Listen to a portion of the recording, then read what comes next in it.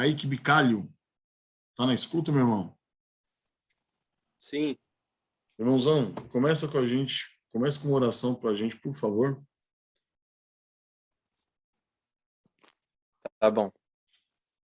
Deixa eu usar aqui, Martinho. Pai Santo, nós te damos graças, nosso Deus, nós te louvamos.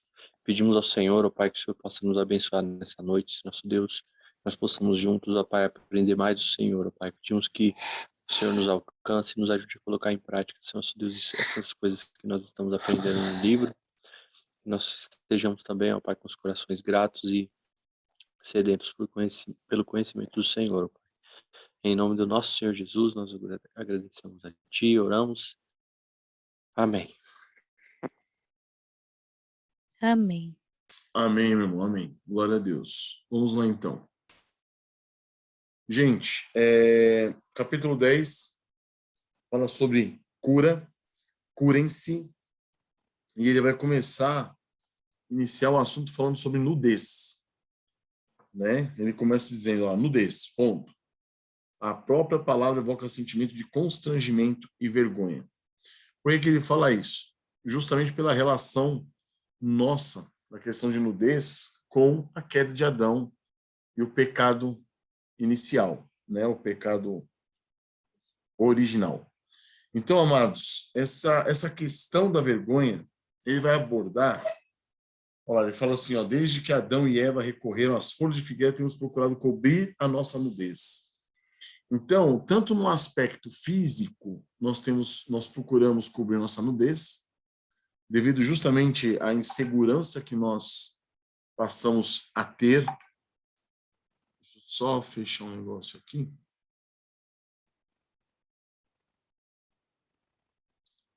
Vamos lá.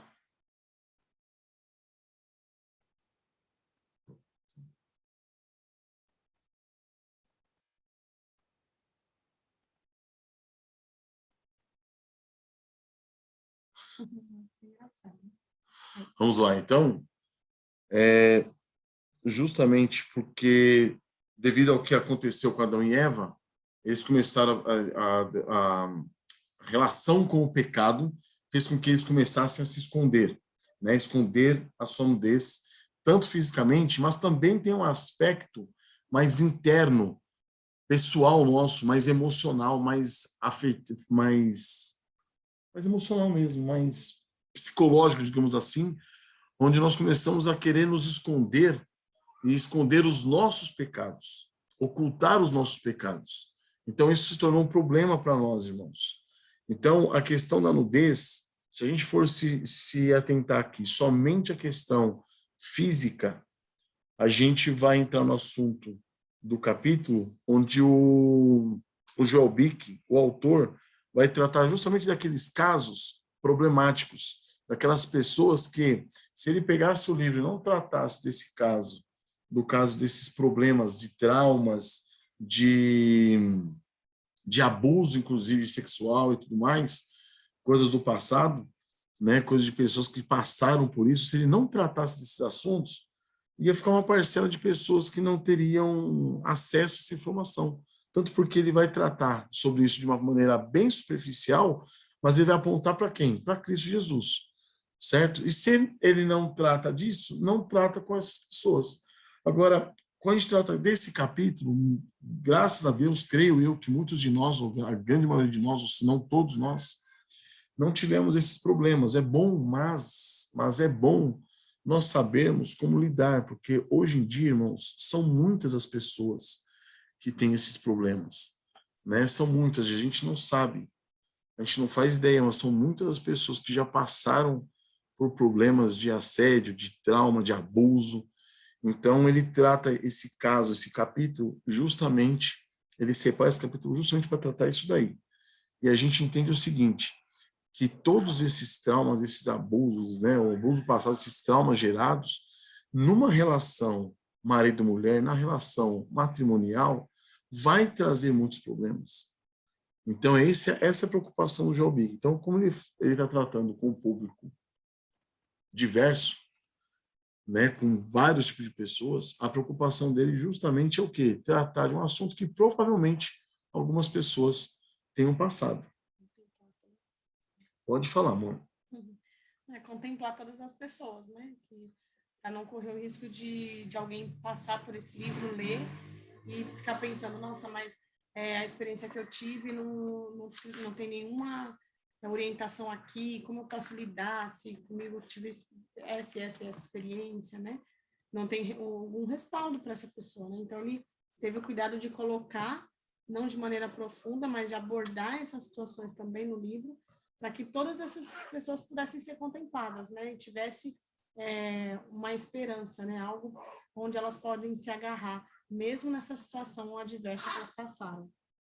É isso aí, irmãos. E para quem está chegando agora, que nunca participou do estudo, eu digo para vocês que esse livro, nós estamos trabalhando esse livrinho aqui, ó, que vai falar sobre amigos e amantes, de Joel Bick.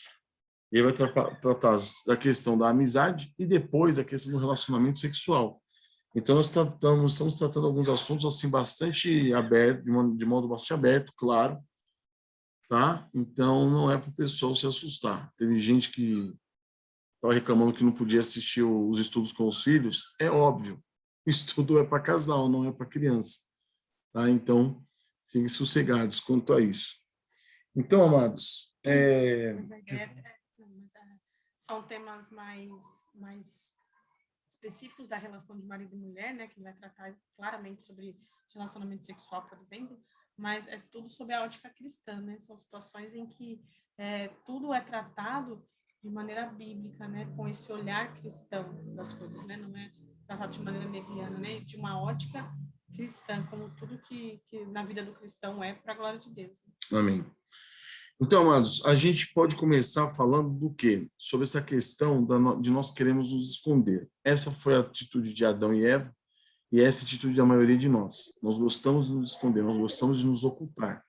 E quando eu falo, não só referente à questão física, mas também referente às questões emocionais e de pecado mesmo. Nós gostamos, nós buscamos ocultar nossos pecados para que as pessoas não nos conheçam, não tenham acesso a quem nós somos, a quem nós somos mesmo.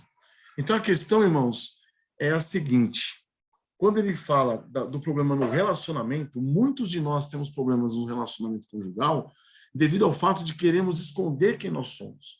O relacionamento conjugal é um dos relacionamentos mais próximos que pode existir entre nós, seres humanos, certo? Então, quando nós nos casamos, marido e mulher, não existe relacionamento mais próximo, mais intenso do que de marido e mulher. Mais cedo ou mais tarde, nós seremos conhecidos. E o nosso cônjuge será conhecido por nós, certo? Então, se não houver entre nós uma relação de transparência, uma relação de se viver na luz de Cristo, na luz do Evangelho, isso mais cedo ou mais tarde vai dar problema. Então, já falamos sobre isso já nos capítulos anteriores, lá atrás, com respeito à amizade. O fato de você ter cumplicidade, o fato de você estar aberto, né, com o seu cônjuge, não ter nada escondido do seu cônjuge, é fundamental, é de extrema importância. Tá? Então, esse é o primeiro ponto que eu queria tratar, para falar justamente da necessidade que nós temos de caminhar, viver na luz, andar de modo transparente, de modo que nós não tenhamos nada a esconder do nosso cônjuge. Isso é fundamental no relacionamento matrimonial. Então, se vocês ainda não conseguiram chegar a esse patamar, irmãos, orem, contem diante do Senhor, peçam misericórdia do Senhor, arrependam dos seus pecados, esse desejo de ficar ocultando-se, se escondendo, volte para o Senhor e se abra com o seu cônjuge, porque não há pessoa nesse mundo que com você forma uma só carne, além do que? Do seu cônjuge. Nem seus filhos formam uma só carne com você. É você e seu marido, você e sua esposa. Amém? Esse é o primeiro ponto. Agora, o segundo ponto que ele começa tratando é da nudez física, que também não deixa de ser diferente. A questão diferente... Agora sim. A questão, irmãos, a única questão diferente que nós vemos nesse caso aqui, da nudez física, é o quê? É que muitas vezes, diante da nudez com o nosso cônjuge, nós ficamos constrangidos. Isso causa constrangimento, causa vergonha. Às vezes devido a complexos, às vezes devido a traumas, às vezes devido a abusos. Então, o que o João Bick trata é o seguinte: independentemente do motivo desse constrangimento, isso deve ser superado. E isso pode ser superado independentemente da gravidade do trauma, da gravidade do abuso. Isso pode ser superado pelo Evangelho. Então, essa é a bênção que ele nos mostra. Ele nos dá um alento, apresentando o quê? Que independente do problema que você tenha, independente do trauma que você passou, do abuso que você tenha passado, né, sexual, independente de qualquer coisa, com o seu cônjuge, você tem a oportunidade agora de, por meio do Evangelho, ser liberto desses traumas e viver uma vida plena, uma vida matrimonial plena com seu marido, ou uma vida matrimonial plena com sua esposa. Amém? Então, eu vou apresentar que a nudez e tudo que a relação sexual envolve, ela pode denotar o quê? 2 pontos. Ou você apresenta, né, você está numa relação saudável, e aí você vai apresentar aceitação, vai apresentar, vai ter confiança no amor, confiança no relacionamento com o seu cônjuge. Isso seria para uma pessoa normal que está passando, que está entrando no relacionamento sem esses traumas prévios. Agora, uma pessoa que já está com traumas, já está com esses problemas passados, ela vai encontrar o quê? Ela pode tanto encontrar, quando ela pode demonstrar o quê? Rejeição, insegurança, preocupação, certo? É por isso que a relação conjugal pode gerar o quê? Medo, temor. Isso, irmãos, tanto por parte do homem que sofreu abuso, que sofreu trauma, quanto por parte da mulher. Tanto um quanto o outro. Hoje, no dia que nós estamos, nesses dias que estamos enfrentando, irmãos, de um apelo sexual muito grande, a gente tem visto de tudo. Então, a gente tem que ter cuidado, inclusive, com os nossos filhos, orientar nossos filhos, né, com respeito ao abuso sexual. Então, isso é assustador e nós não podemos vacilar pensando que isso está muito longe de nós. Não está, não, está perto. Viu? Pode estar muito perto. Então, com respeito a parentes, com respeito a amigos, com respeito até mesmo a irmãos, nós devemos sempre tomar cuidado e tomar conta dos nossos filhos, meninos e meninas, não importa se é menino ou menina. Tomar conta para quê? Para que não haja problemas futuros, irmãos, para que não ocorra o risco das crianças sofrerem abuso sem a gente saber muitas vezes, e isso gerar um trauma na vida delas, certo? Mas ainda que nós tenhamos passado por isso, ainda que nós, pela soberania e pela vontade de Deus, nós tenhamos passado por essa situação, você tenha passado por essa situação, saiba que o autor está mostrando que aqui, que em Cristo Jesus a solução para você, a solução para esses traumas, para esses complexos, para todas essas coisas, existe solução em Cristo Jesus. De modo que você tem que agora viver como? Com o seu cônjuge, com o seu marido ou com a sua esposa, você viver de modo que, claro, transparente, aberto diante do Senhor.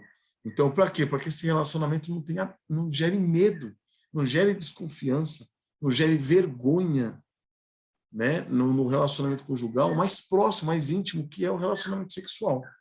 É interessante que essa transparência dentro do casamento pode ser, inclusive, um meio do Senhor se utilizar para ir trabalhando as consequências desse abuso que foi sofrido, dessa dificuldade que foi passada no passado, né? Porque dentro de um relacionamento saudável, de um cônjuge cristão, de um cônjuge companheiro, né, é um lugar para ser trabalhadas essas dificuldades, né? Onde você, no caso, a pessoa que traz essa carga de sofrimento, ela pode colocar isso diante do esposo, da esposa, e isso vai ser compreendido, vai ter por onde ser trabalhado de alguma forma, né? E mesmo no caso de situações um pouco mais simples, né? De uma pessoa que simplesmente tem aí uma insegurança com o próprio corpo, com a própria imagem, alguns complexos, preocupação, esse complexo de rejeição, seja lá qual for a situação, um relacionamento de fato companheiro, né, como foi tratado nos capítulos anteriores, principalmente nos capítulos sobre a amizade, vai ser de grande valia, vai ser uma ferramenta que Deus vai usar para que todas essas coisas, esses fantasmas, essas consequências, né, do que foi passado, sejam trabalhadas e possa render aí frutos que vão redundar no casamento saudável, né? Apesar do trauma sofrido, apesar dos complexos, apesar das dificuldades, né? É um caminho que Deus vai usar para ir trazendo cura aos poucos, né? Para aquilo que foi desenvolvido aí nesse momento de trauma, né? De abuso, de sofrimento, ou essas questões aí de autoimagem, de rejeição própria, né? Essa questão da autoimagem é algo muito forte também, irmãos. É bastante forte na gente. Por quê? Nas pessoas. Por quê? Porque, como eu disse, nessa era de tanta apelação sexual, né, as mulheres acabam se espelhando nessas modelos que são propagadas por aí, né? Mulheres que praticamente não existem. E os homens também criam não só uma expectativa, como também eles acabam se olhando e se comparando também com aqueles homens e mulheres que fizeram parte da vida pregressa nossa, de entrega à pornografia, de entrega a isso antes da conversão, essa vida promíscua de pornografia, de sair com outras pessoas. Então, isso tudo, irmãos, gera depois no casamento, no momento lícito da relação sexual dentro do casamento, que é para bênção e glória, que é bênção e glória do Senhor, geram o quê? Geram fantasmas em nossas mentes. Então, a gente começa a olhar para a gente e falar assim, nossa, meu corpo está horrível, né? Ou a gente começa a olhar o nosso cônjuge e buscar no nosso cônjuge uma perfeição que não existe. Então, tudo isso, irmãos, tudo isso é problema. Tudo isso são problemas muito sérios que devem ser o quê?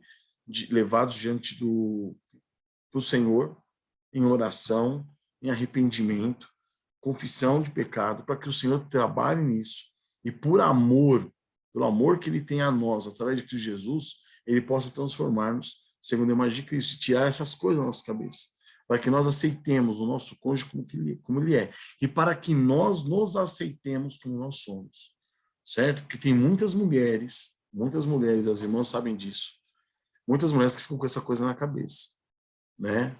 Muitas mulheres que, inclusive, têm irmãos, têm os maridos lutando com essa praga dessa questão de pornografia e tudo mais, que ficam colocando coisa na cabeça, falando assim, mas eu sou muito feia, eu sou muito isso, sou muito aquilo, sou gorda, sou magra demais, sou gorda demais. Não tem nada a ver isso daí. Isso não existe, irmãos. A questão do evangelho joga tudo isso por terra. Isso daí são pensamentos mundanos, são ideias mundanas, são tudo coisas nojentas que o mundo coloca em nossa mente. Mas quando você está cativo à lei de Deus, está cativo ao evangelho, então a nossa mente, ela passa a ser o quê? Renovada. E aí nós somos transformados por essa renovação da nossa mente, como diz em Romanos 12. Certo? Então, o que acontece? Você já não passa mais a olhar a sua esposa, ou você não passa mais a olhar o seu marido como um pedaço de carne, como as pessoas olham no mundo. E levam isso para o relacionamento sexual. Né? Nós começamos a olhar para a nossa esposa, as mulheres para os seus maridos, como quem olha como uma pessoa, um ser feito à imagem e semelhança de Deus, a quem você ama e com quem você tornou-se uma só pessoa. Amém, irmãos? Então, tudo isso, irmão, todos esses problemas, eles são curados pelo Evangelho. Então, se você ainda passa por esses traumas, por esses conflitos, irmãos, levem isso ao Senhor em oração, peçam ajuda ao seu marido, peça ajuda à sua esposa, né? Abra isso daí, ainda mais, principalmente, ou melhor, se o marido e a esposa forem cristãos, abra isso com seu marido, abra isso com sua esposa, trabalhem isso, arrependam-se, Coloque-se diante do Senhor, confesse seus pecados para que o Senhor possa o quê? Trabalhar na vida de vocês, nas nossas vidas. Amém, irmãos? Nós passamos por alguns traumas, né, irmão? Nós passamos por alguns traumas quando nós estávamos no início do casamento. E o Senhor deu-nos graça nesse sentido. De modo que, quando a esposa tem traumas, o marido é que pode ajudá-la.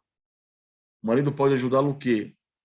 Incentivando-a, elogiando-a, mostrando o quanto ama, cuidando dela, de modo que esses traumas todos se perdem, esses complexos se perdem, todas essas coisas vão embora. Às vezes, dá umas recaídas, né, amor? Não, é porque às vezes e é por isso que é importante essa questão da transparência, né? Porque principalmente mulher, às vezes fica com um monte de coisas na mente, né? Sente como se a esposa dentro do casamento, ela estivesse numa certa competição com as demais mulheres por aí, né? E essa transparência e o diálogo com o esposo faz com essas coisas vão se esclarecendo, porque, na verdade, não existe rival, né, para a esposa, não existe uma competição. Então, a esposa, ela não tem que ficar tentando se manter melhor ou como essas mulheres por aí, né? A ideia não é essa, né? Obviamente, uma mulher sensual, uma mulher com essa e aquela característica, chama a atenção de homens, né? É atrativo para os homens de maneira geral.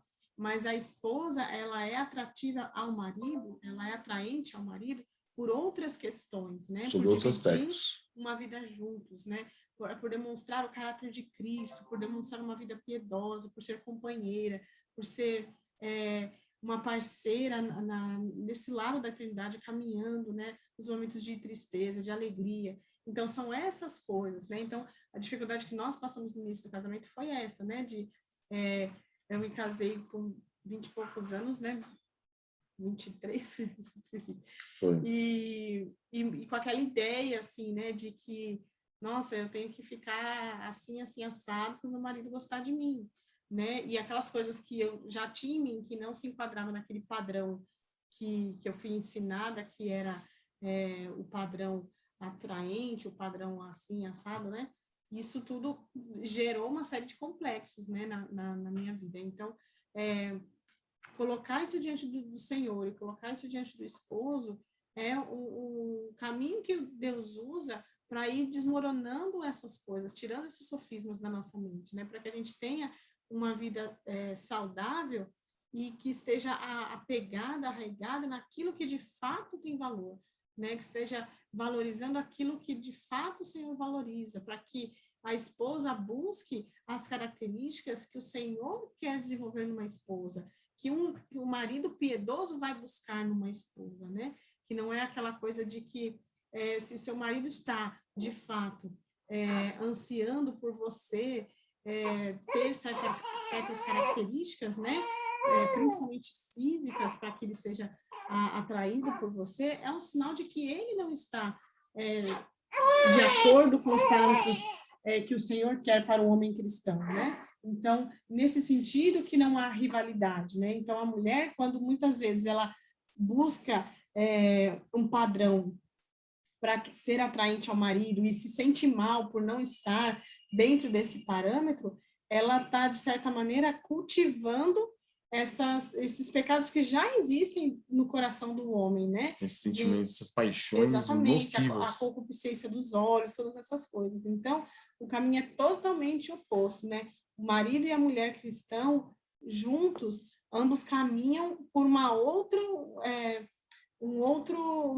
direção, né? Que muitas vezes o mundo não vai compreender de forma alguma, né? Então, é fantástico como Deus desenvolve todas essas coisas para que a cura esteja ali dentro mesmo do relacionamento que o Senhor planejou para nós. Então, irmãos, como a Tamiris falou, não busquem alterar o corpo ou manter, né, o corpo de jovenzinhas, né? Conforme o corpo vai alterando, começa a ter desespero. Não façam isso. Isso é uma competição que não tem fim, é uma escravidão na realidade. O nosso corpo muda, o corpo de vocês vai mudar. E essa mudança não deve ser encarada também como algo vergonhoso, de modo algum. Foi o que Deus estabeleceu para nós. Nós vamos engordar, partes do nosso corpo vão cair. E aí acontece, irmãos, faz parte, Deus fez dessa maneira. E nós devemos o quê? Como cristãos, saber e nos sujeitar ao que Deus estabeleceu para nós. Lógico que tem o quê? O aspecto de cuidado corporal que nós podemos ter, o que está ao seu alcance, faça. Mas aquela loucura de falar, ficar preocupada, desesperada, porque está acontecendo isso, está acontecendo aquilo com o meu corpo. Eu já não consigo mais tirar o pé do meu marido, tenho vergonha. Não existe isso. Isso daí são sintomas do quê? De pecado. São sintomas de pecado. E se acaso o seu marido estiver reclamando disso que está acontecendo com o seu corpo, também ele está demonstrando o quê? Sintomas de pecado. Porque nós, como homens, devemos olhar para nossas esposas buscando o quê? Cristo Jesus. E o relacionamento com elas deve ser um relacionamento que ultrapassa a relação material, a relação física. É lógico que a relação física ela vai acontecer no relacionamento sexual. Contudo, o prazer a empolgação, né, como fala, a excitação, ela vai vir por outros aspectos, e não mais por aqueles aspectos medíocres e miseráveis e mesquinhos que o mundo traz. Então, são níveis de prazer, níveis de satisfação, e é isso que a gente tem que sentir no casamento. E como Deus faz as coisas de modo perfeito, isso é impressionante. É impressionante, porque quando nós somos jovens ainda, inexperientes, né, a gente ainda está com a visão muito voltada ainda para a parte física e material, né? Nós estamos bem, tanto o homem quanto a mulher está bem, o físico está bem ainda, todas as coisas no seu lugarzinho, mas conforme a gente vai caminhando, e a idade vai chegando, e as coisas vão acontecendo, nosso corpo vai mudando, o nosso nível de relacionamento já não é mais o físico, ele começa a passar para graus mais profundos do relacionamento humano. Então, eu já começo a admirar minha esposa, não mais pelo corpo dela somente, mas também o quê? Pelo modo como ela fala, pelo modo como ela age, como ela reage, pelo jeito dela, pelos pensamentos, pela lógica, por aquilo que Deus está fazendo na vida dela. Então, tudo isso se torna o quê? Alimentos para excitação, de modo que você vai ao relacionamento sexual por outros motivos agora, que não mais aqueles do início do casamento. Então, é uma bênção que Deus faz conosco. E essa maturidade do casal é que vai colocando por terra esses traumas, esses complexos, isso, esse sentimento de insegurança, será que eu estou agradando meu esposo ou não? E é típico de um relacionamento no início, né? Mas que, como o José falou, a ideia é que conforme vai se amadurecendo, vai passando o tempo, essas coisas vão ficando mais profundas, o amor, o sentimento vai ficando mais profundo, e aí não é para ter espaço mais para esse tipo de coisa, né?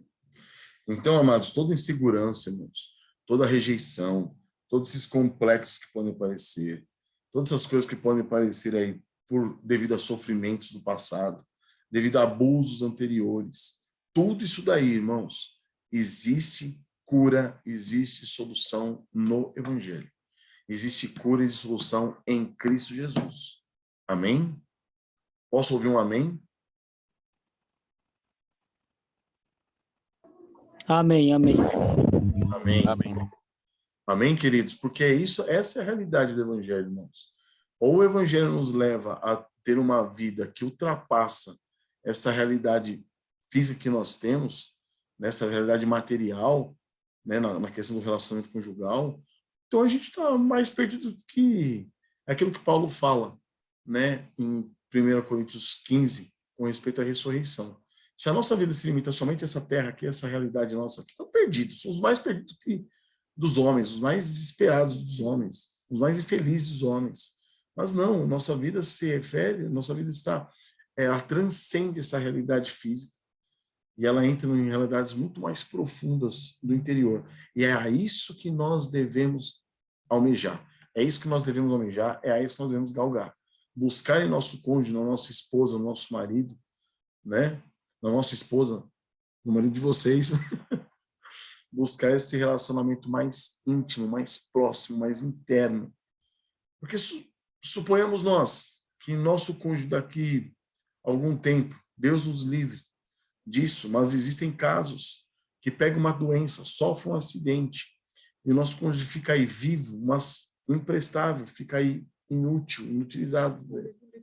Ou mesmo deformado. E aí o que você faz? Você descarta? Porque ficou feio, porque ficou torto, porque... Não existe um negócio desse.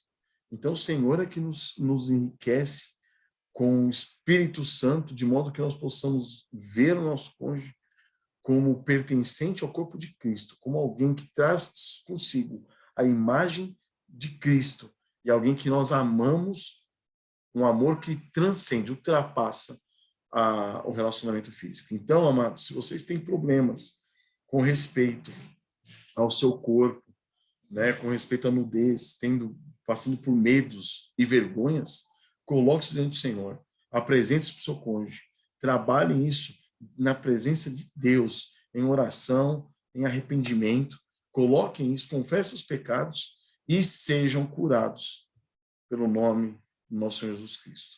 Amém?